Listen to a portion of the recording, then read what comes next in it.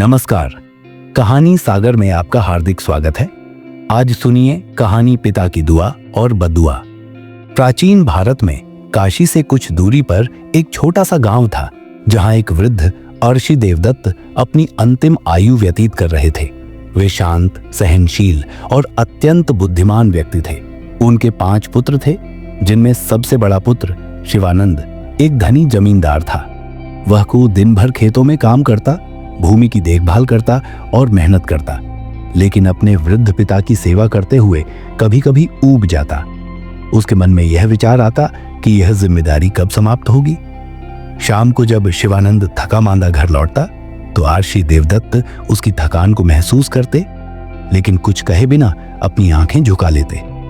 समय बीतने के साथ देवदत्त ने महसूस किया कि शिवानंद का व्यवहार बदलने लगा है।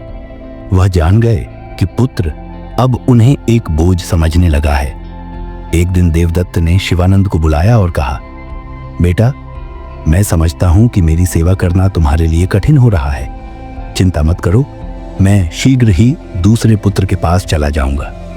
तुम अपने कार्यों पर ध्यान दो, मेरे लिए परेशान मत हो। शिवानंद ने कोई उत्तर नहीं दिया। उसके भीतर थोड़ी शर्मिंदगी महसूस हुई, लेकिन उसने अपने पिता को रोकने का कोई प्रयास नहीं किया। कुछ दिनों बाद देवदत्त अपने दूसरे पुत्र वसु की ओर चल पड़े, जो एक सफल व्यापारी था और उसके पास धन धान्य की कोई कमी नहीं थी। वसु ने अपने पिता को अपने घर में स्थान तो दिया, लेकिन उसे उनके प्रति कोई विशेष प्रेम नहीं था। उसकी पत्नी भी वृद्ध देवदत्त से घृणा करती थी और उनकी देखभाल करने में बिल्कुल रुचि नहीं रखती थी। देवदत्त दिन भर अकेले बैठे रहते, अपने पुत्रों के बदलते स्वभाव को देखकर मन ही मन दुखी होते। कुछ समय बाद वसु ने अपनी पत्नी के कहने पर देवदत्त से कहा, पिताजी, अगर आप मेरे व्यापार में सहायता करें तो मुझे भी लाभ होगा। आपकी उपस्थिति मात्र से कुछ नहीं होता, आपको काम करना चाहिए। यह सुनकर देवदत्त मौन रहे। उनकी दुर्बल काया और झुकी हुई कमर स्पष्ट कर रही थी कि वे किसी श्रम करने योग्य नहीं रहे, लेकिन उन्होंने अपने पुत्र के शब्दों का बुरा नहीं माना। कुछ दिनों बाद वसु की पत्नी ने देवदत्त को ताने देना शुरू कर दिया। वह चाहती थी कि वे जल्द से जल्द घर छोड़ दें। वसु भी अब अपने पिता की उपेक्षा करने लगा और एक दिन कह बैठा, पिताजी, मेरे पास अब समय नहीं है। आप चाहें तो किसी और बेटे के पास चले जाएं। देवदत्त के हृदय को एक और आघात पहुंचा। वे वहां से चल पड़े और अपने तीसरे पुत्र धर्मनाथ के घर पहुंचे। धर्मनाथ एक किसान था जो अपने खेतों में परिश्रम करता था। उसने अपने पिता का सम्मान किया, लेकिन उसके पास उनके लिए समय नहीं था। उसकी पत्नी भी अपने वृद्ध ससुर की देखभाल करने में कोई रुचि नहीं रखती थी। वह बस अपने बच्चों को उनके पास बैठाकर खेलवाने का बहाना बनाती थी। दिन ब दिन देवदत्त की स्थिति बिगड़ने लगी। उनकी उदासी और बढ़ गई। उन्हें अनुभव हो गया कि उनके पुत्र केवल अपने स्वार्थ में लिप्त हैं। अंततः उन्होंने वहां से भी जाने का निश्चय किया और अपने चौथे पुत्र राघव के पास पहुंचे। राघव एक चतुर व्यापारी था, लेकिन उसकी बुद्धिमत्ता लालच से भरपूर थी। जब उसने अपने पिता को घर में ठहरने दिया तो यह प्रेम से अधिक स्वार्थ की वजह से था।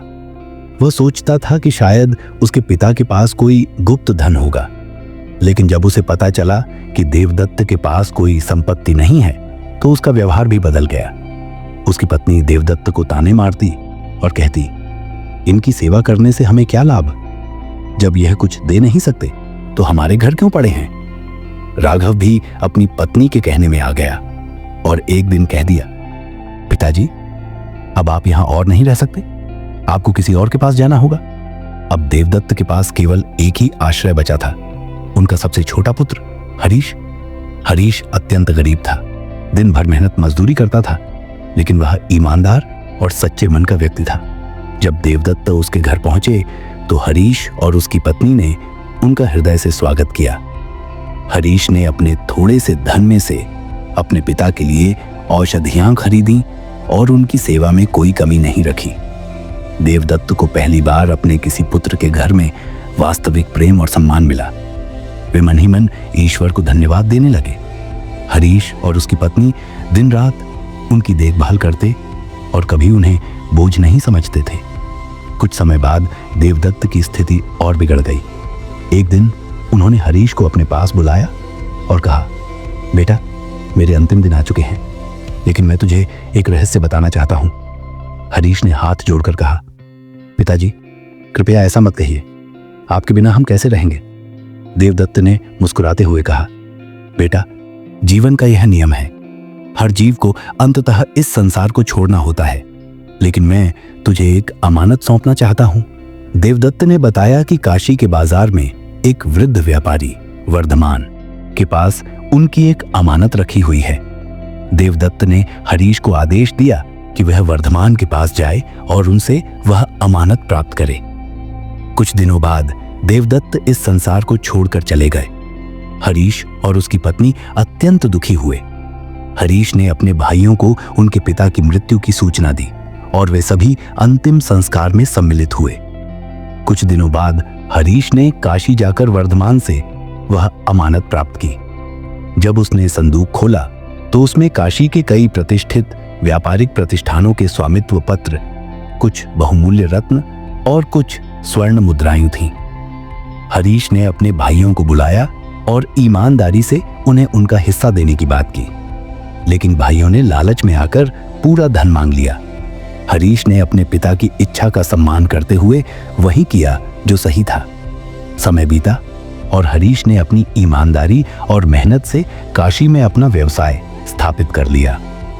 उसने धीरे धीरे अपने भाइयों द्वारा बेची गई संपत्तियां खरीदी और एक प्रतिष्ठित व्यापारी बन गया। दूसरी ओर उसके भाई अपनी अनुशासनहीनता और बुरी आदतों के कारण बर्बाद हो गए। वे हरीश के पास सहायता मांगने आए और हरीश ने अपने पिता की सिखाई हुई नीतियों के अनुसार उनका साथ दिया। इस कहानी से हमें यह महत्वपूर्ण शिक्षाएं मिलती हैं कि धन से अधिक महत्वपूर्ण चीज इंसानियत और प्रेम है। जो अपने माता पिता की सच्चे मन से सेवा करता है, उसे ईश्वर की विशेष कृपा प्राप्त होती है। अगर आपको यह कहानी पसंद आई हो तो हमारे चैनल को सब्सक्राइब करना न भूले। धन्यवाद।